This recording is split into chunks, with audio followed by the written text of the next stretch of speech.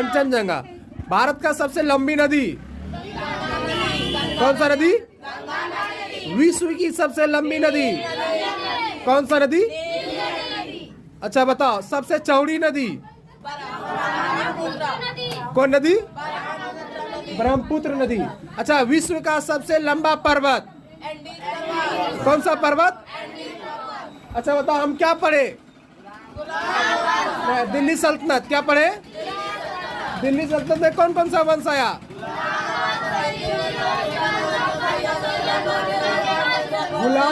गुलाम वंश, खिलजी वंश, तुगलक वंश, सैयद वंश और उसके बाद पानीपत का युद्ध और बाबर। मुगल वंश। समझा? ठीक है। कंचनजंगा। भारत का सबसे लंबी नदी कौन सा नदी? विश्व की सबसे लंबी नदी कौन सा नदी?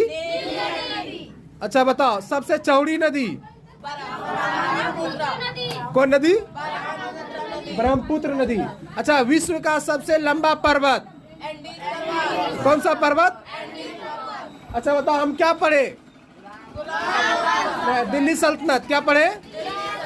दिल्ली सल्तनत में कौन कौन सा वंश आया?